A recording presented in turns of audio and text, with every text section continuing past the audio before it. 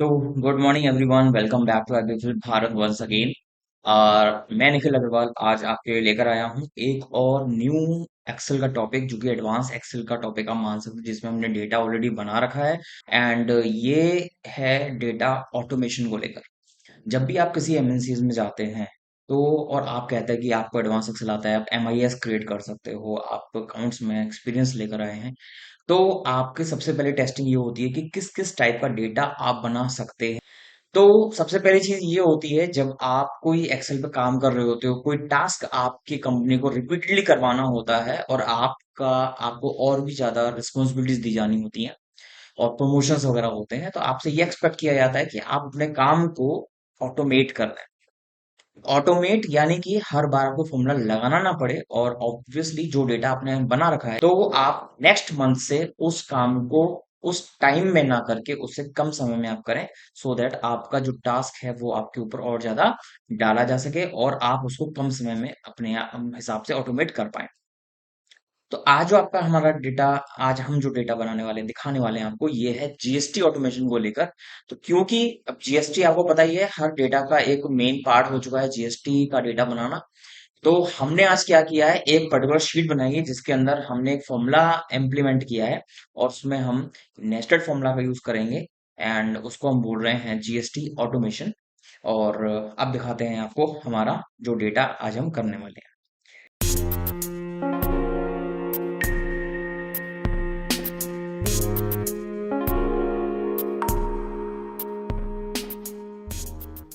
तो सामने मिला है आपको एक एक्सेल का डेटा, जो कि हमने ऑलरेडी बना रखा है। डेट के हिसाब से एक पार्टी नेम हमने डाल रखे हैं। हमने कुछ रैंडम पार्टीज ली हैं, हमने कुछ ज्यादा पार्टीज नहीं ली हैं। यहाँ पर बिल नंबर दिए हुए हैं, क्योंकि इसी टाइप का डेटा जो है एक शॉपकीपर, एक शोरूम वाला, एक बिजनेस ओनर जो है, वो अपने अकाउंटेंट से एक्सपेक्ट करता है वो इस तरह का डेटा अपना बनाकर रखे, और जो जीएसटी से रिलेटेड जो क्वेरीज हैं वो यहाँ पर उसकी सॉल्व आउट हो पाए। तो हमने इसमें क्या क्या चीजें ली हैं, ये देख लीजिए। डेट का कॉलम लिया है, पार्टी का कॉलम लिया है, बिल नंबर का कॉलम लिया है, जीएसटी नंबर लिया है।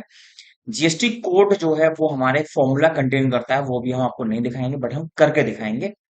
टैक्सेबल वैल्यू आपको दी हुई है, यानी कि जो बिल का अमाउंट है, प्लस उस पे आईजीएसटी लगना चाहिए, सीजीएसटी लगना चाहिए, एसजीएसटी लगना चाहिए, क्या लगना चाहिए वो भी आप इसमें देखेंगे।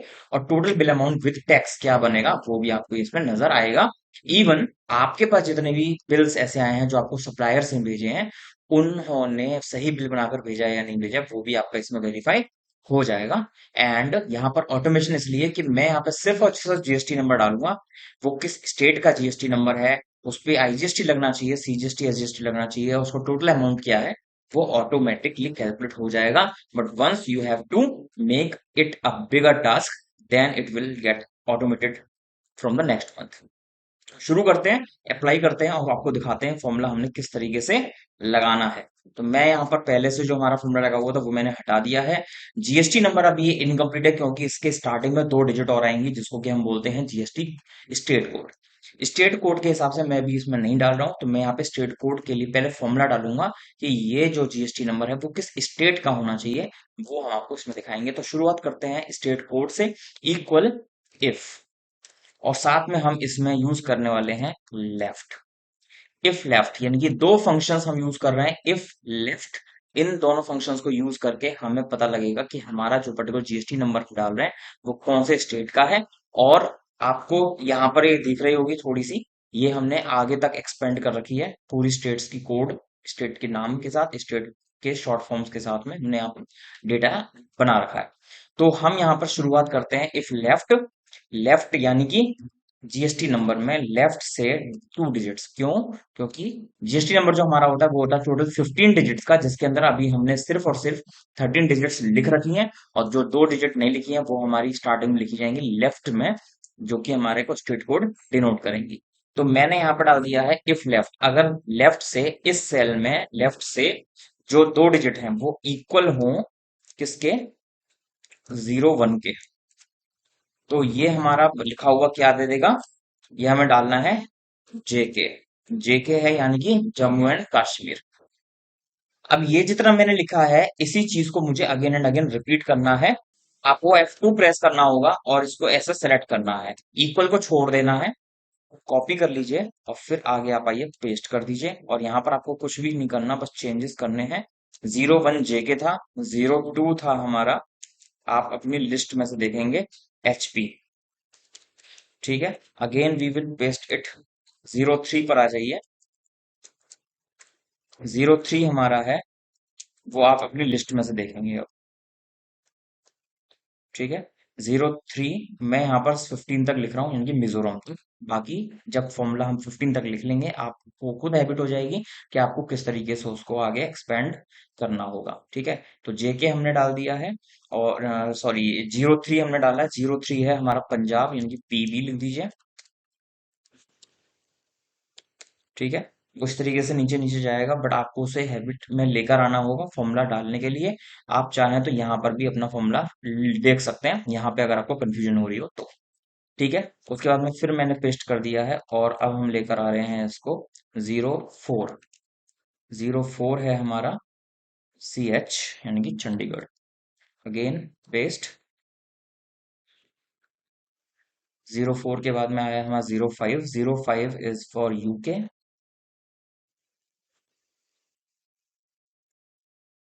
अगेन पेस्ट कर दीजिए। 05 के बाद में आया हमारा 06। 06 इज ऑफ HR, यानी कि Haryana. Paste. 07। 07 is for DL। Okay, आपको इस जो फॉर्मूला आप डाल रहे हैं, आपको केवल वो स्टेट्स लेनी है जिन स्टेट से आप डील करते हैं। सारी स्टेट्स लेने की जरूरत नहीं है, केवल वो स्टेट्स जिससे आप डील कर रहे हैं वही आप लेंगे, तो आपका काम भी बन जाएगा। यहाँ पे मैंने ले लिया 08। 08 इज ऑफ राजस्थान, RJ कर दीजिए। Next is 09। 09 is of UP। Next 09 के बाद में आप ले लीजिए 10। 10 नंबर इज ऑफ BH, यानी कि Bihar. Again 11। 11 number is of Sikkim, SK. Then number 12. 12 is for AR. AR is Arunachal Pradesh. 13। 13 आप ले लीजिए NL. NL is Nagaland. Then 14 number. 14 is of Manipur, MN. And the last digit, the last state we are taking is the number 15. And 15 number state is for Mizoram, MI। ठीक है, अब इसके बाद में आपको क्या करना है, क्योंकि कोई भी और कंडीशन बाकी नहीं है, आप यहाँ पे 0 लिखें। ठीक है, और फिर ब्रैकेट क्लोज करेंगे। 1 2 3 4 5। ठीक है, जितना फॉर्मूला आपने डाल दिया है उसको अब नीचे कंट्रोल D से कॉपी कर दीजिए। और अब आपको क्या करना है, यहाँ पर जो GST नंबर आप डालेंगे वो आपको उन्हीं स्टेटमेंट से लेना है। जैसे मैंने 15 स्टेट्स डाली हैं, 15 स्टेट्स में से आपके यहाँ पे GST नंबर्स होने चाहिए। अभी मैं आपको यहाँ पे स्टेट कोड नहीं डाल रहा हूँ, जब स्टेट कोड यहाँ पे डाल दूंगा, पूरा GST नंबर डाल दूंगी, तब आपका ये भी आ जाएगा। IGST लगना चाहिए, CGST लगना चाहिए, SGST लगना चाहिए, वो भी आ जाएगा, और टोटल अमाउंट क्या होना चाहिए वो भी आपको पता लग जाएगा। अब हम IGST का फॉर्मूला लगाते हैं। अब IGST क्या होता है, सबसे पहले हम ये देख लेते हैं। IGST तब बिल पर लगता है जब आपकी स्टेट और आपके सप्लायर की स्टेट दोनों अलग अलग होती हैं, और जब आपकी स्टेट और आपके सप्लायर की स्टेट दोनों सेम रहती हैं तो CGST SGST बिल पर लगने वाला होता है। अब इस फॉर्मूले को लगाने में आपको बस एक चीज का ध्यान रखना पड़ेगा, आपको इन 15 स्टेट्स में से अपनी एक स्टेट चूज करनी पड़ेगी। या तो आप अपने आप को DL का, दिल्ली का मान लो, या तो अपने आप को UP का मान लो, या अरुणाचल प्रदेश का मान लो, वट एवर यू वांट। तो वही स्टेट कोड आपको अपने IGST के अंदर लेना होगा। फॉर्मूला कैसे लगाएंगे, इक्वल करिए। ठीक है, if if state code is equal to, inverted commas open कर लीजिए, मैं अपने आप को मान रहा हूँ UP का, तो मैं अपने आप को यहाँ पे UP लिख रहा हूँ। अगर स्टेट कोड UP हो तो 0 हो, अदरवाइज जो टैक्सेबल वैल्यू है उसका 18% कैलकुलेट हो जाए। ठीक है,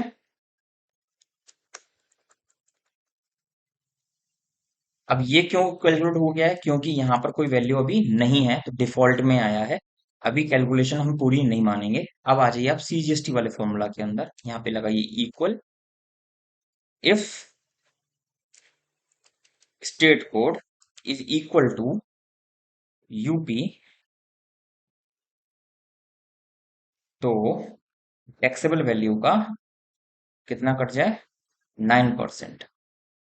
ठीक है, अदरवाइज जीरो। इसको आप कंट्रोल डी कर दो, और जो ये आएगा S C G S T same amount S G S T में कटेगा। इसलिए मैंने इसमें सिर्फ ऐसे कनेक्शन कर दिया है, कंट्रोल डी। और जो टोटल बिल अमाउंट है वो हमारा क्या होगा, यहाँ से हटा के मैं दोबारा फॉर्मूला लगा के दिखा देता हूँ। आपकी टैक्सेबल वैल्यू प्लस आपका आईजीएसटी प्लस ये प्लस ये। अब एक चीज ध्यान रखना, जिस कॉलम में आईजीएसटी आएगा उस कॉलम में सीजीएसटी एसजीएसटी नहीं होंगे, तो भी कैलकुलेशन नहीं बिगड़ेगी। और जिसमें सीजीएसटी एसजीएसटी होंगे उसमें आपका आईजीएसटी नहीं होगा। ऐसा नहीं हो सकता किसी में आईजीएसटी भी हो, सीजीएसटी भी हो, एसजीएसटी भी हो। इसलिए हमारी जो कैलकुलेशन है आप ये भी लिख सकते हो, या फिर आप यहाँ पे सम का फॉर्मूला लगाकर यहां से लेकर एसजीएसटी तक के कॉलम तक आप सम कर सकते हो, और आपका यहाँ पे कंट्रोल डी हो जाएगा।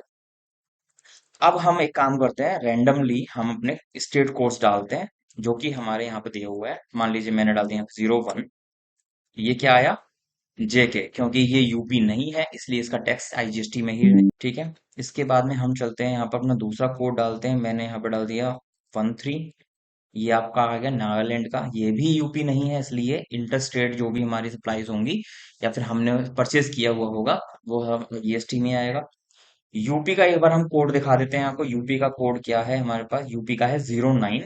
अगर मैंने अपने किसी भी जीएसटी नंबर में यहाँ पर 09 डाला तो उसको हम मानेंगे लोकल सेल परचेस। और आप देख सकते हैं यहाँ पर जैसे ही मैंने यूपी का कोड डाला, यहाँ पे तो यूपी लिखा हुआ आ गया। दूसरी चीज, यहाँ से आईजीएसटी में से अमाउंट हट गया है, क्योंकि हमने कोड डाला है कि यूपी की यूपी में जो हमारी सेल परचेज होती हैं वो हमारी आईजीएसटी नहीं, सीजीएसटी एसजीएसटी लगेंगी। ठीक है, अगेन मैंने फिर एक और स्टेट कोड डाल दी जीएसटी नंबर के साथ यूपी में। तो जहां जहां पर यूपी आएगा वहां वहां पे वो आईजीएसटी ना लगाकर सीजीएसटी एसजीएसटी लगाएगा। फिर आते हैं एक और कोड डाल देते हैं यहाँ पर हम 07, दिल्ली का है। और यहाँ पे हम डाल देते हैं नंबर 10। स्टेट कोड डालते ही या जीएसटी नंबर डालते ही हमारा अपने यहाँ पे स्टेट कोड आ जाएगा, और उसी स्टेट कोड को पिक करके हमारी जो टैक्सेबल वैल्यू है इस पर यहाँ पर सीजीएसटी एसजीएसटी को वो कैलकुलेट करके बता देगा। फर्दर आपकी जब ये पूरी मंथ की या पूरे ईयर की या पूरे क्वार्टर की सेल या फिर परचेज जो भी डेटा बना रहे हो वो डल जाएगा, तो आप यहाँ पर एक फॉर्मूला लगा सकते हो जिसमें आप टोटल आईजीएसटी और टोटल सीजीएसटी एसजीएसटी आप यहाँ पर बता सकते हैं, और उसी हिसाब से आपकी वर्किंग यहाँ पर सक्सेसफुल हो जाएगी। अब क्योंकि आपको पता ही है कि एसजीएसटी सीजीएसटी दोनों बराबर रहेंगे तो बराबर हो गए हैं, और यहाँ पर आपका टोटल आईजीएसटी का अमाउंट भी पता चल गया और टोटल आपको सीजीएसटी एसजीएसटी का अमाउंट पता चल गया है। इसी तरह से आप सेल्स की और परचेज की दोनों की अलग अलग शीट भी बना सकते हैं, और अकॉर्डिंगली आपको बस सिर्फ और सिर्फ डेटा कहाँ तक डालना है, आपको ये डालना होगा, आपको जीएसटी नंबर डालने होंगे, आपको ये सब डालने होंगे। ठीक है, बाकी स्टेट कोड अपने आप आएगा, IGST CGST SGST total bill amount, ये सब चीजें आपकी ऑटोमेटिक हो चुकी हैं। आपको ज्यादा मेहनत करने की जरूरत नहीं होगी, फॉर्मूला ऑलरेडी लगाए हुए होंगे। एक महीने के फॉर्मूला लगाने के बाद में, बल्कि एक बार फॉर्मूला लगाने के बाद में आपका जो वर्किंग है वो एवरीडे ऑटोमेट टास्क में होता जाएगा, और आपका जो समय है बाकी टास्क करने का वो भी आपका बच जाता है।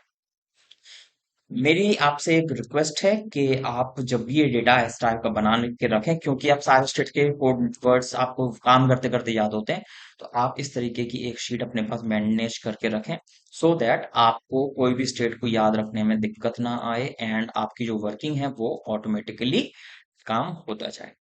एक और चीज हम आपको इसमें दिखा देते हैं, कई बार क्या होता है बिल में मिसप्रिंटिंग होती है। तो हमारे पास ये क्वेरी आई थी कि अगर मान लीजिए मैंने जीएसटी नंबर यहाँ पे गलत डाला हुआ है, तो मैं कैसे पहचानूं कि मैंने वो जीएसटी नंबर गलत डाला है। मान लीजिए मैं यहाँ से 8 हटा देता हूँ, कुछ फर्क तो पड़ा नहीं यहाँ पे, है ना, लेकिन मेरा जीएसटी नंबर गलत है। तो मैं चाहता हूँ कि मेरे को मेरा जो ये एक्सेल है ये खुद बता दे कि आपका जो जीएसटी नंबर है वो गलत है या सही है। तो हमने क्या किया, क्योंकि हमें पता है कि टोटल जीएसटी नंबर है वो 15 डिजिट्स का होता है, तो हम इनको सेलेक्ट करके, यानी जिस भी जीएसटी नंबर के कॉलम में आपने अपना पूरा जीएसटी नंबर लिख रखा है, आप उसमें कंडीशनल फॉर्मेटिंग लगा दें सेलेक्ट करने के बाद। कंडीशनल फॉर्मेटिंग में मैं आता हूँ न्यू रूल के अंदर, और न्यू रूल पे मैं यहाँ पे मैनेज करवा देता हूँ ये, और आ जाएंगे यूजर फॉर्मूला में, और यहाँ पर हम लगाएंगे इक्वल LEN, और ये किस में अप्लाई करना है हमें, फर्स्ट वाले सेल में। आप इसको ऐसे कर दो, या फिर आप इसको D2 कर दो, ठीक है। D2 मैंने लिख दिया, और ये जो D2 है उसकी लेंथ ग्रेटर देन 15, पहली वाली सेल, और ग्रेटर हो तो क्या कलर देना है, फिल करना है, बॉर्डरिंग करनी है, फोल्ड करना है, तो मैंने यहाँ पे रेड फिल कर दिया जिससे कि पता लग जाए, या फिर आपको लाइटर शेड भी आप दे सकते हो, मैंने ये वाला शेड दे दिया और ओके कर दिया, एंड ओके कर दिया। सेम चीज मैं दोबारा से करने आऊंगा न्यू रूल, क्योंकि अभी मैंने जो लगाया फॉर्मूला वो ग्रेटर देन पे लगाया है, अभी मुझे लेसर देन पे भी लगाना है। इक्वल किया मैंने, फिर लेंथ लिखा, हमारा जो फॉर्मूला है किस में अप्लाई हो रहा है, पहले D2 के अंदर, मैंने यहाँ पे D2 लिखा, और फिर मैंने लगा दिया यहाँ पे लेस देन 15, और फिर मैंने फॉर्मेट में जाके इसको कलर मेंशन कर दिया वही जो पहले दिया था। ओके कर दीजिए और ओके कर दीजिए। अब एक बार ट्राई करके देखते हैं, अगर किसी भी सेल में मैंने कोई एक डिजिट कम लिखी तो मेरे को यहाँ पर इस तरह से कर देगा, या फिर मैंने कोई एक डिजिट ज्यादा भी लिख दी तो भी वो यहाँ पर बता देगा। तो आपकी टोटल टोटल कितनी फिगर्स होनी चाहिए, 15 होनी चाहिए एग्जैक्टली। अगर 15 से कम हुई या ज्यादा हुई तो आपका ये जो फॉर्मूला है वो आपको बता देगा, आपका कंडीशनल फॉर्मेटिंग जो आपने लगा रखी है वो आपको बता देगी कि आपने जो जीएसटी नंबर लिखा है वो गलत लिखा है। तो इसके अकॉर्डिंग आप अपना कंडीशनल फॉर्मेटिंग लगाकर जीएसटी नंबर से भी पता लगा सकते हो कि गलत है या सही है। तो अब यहाँ पर आकर हमारा ये जो आज का डेटा है वो पूरा हो जाता है, और इस डेटा में आप ऑटोमेशन सीखा, आपने जीएसटी नंबर डालना सीखा, even IGST, CGST, SGST automate कैसे करना है, कैसे ऑटोमेटिकली वो टैक्सेस लगने हैं वो आपको पता लग जाएगा। ये तो बहुत छोटा सा डेटा है, आप अपने पास इसको ट्राई करें, बड़ा डेटा बनाकर देखें, और जो भी प्रॉब्लम आए हमें कमेंट सेक्शन में बताएं। आशा करते हैं कि आपको इसमें कोई प्रॉब्लम नहीं आई होगी। अगर आपको अच्छे से समझ में आया है तो प्लीज लाइक जरूर कर देना, और हाँ शेयर जरूर करें, एंड प्लीज सब्सक्राइब करें बगैर हमारे चैनल से एग्जिट ना करें। आपको भी फायदा होगा और हमारे लिए भी ये बेनिफिशियल साबित होगा। चलिए तो गुड बाय करते हैं, फिर एक नई वीडियो लेकर एक्सेल के ऊपर या टैली के ऊपर आपके लिए फिर आएंगे। तब तक के लिए thanks for watching, good bye, see you soon with another video, thank you.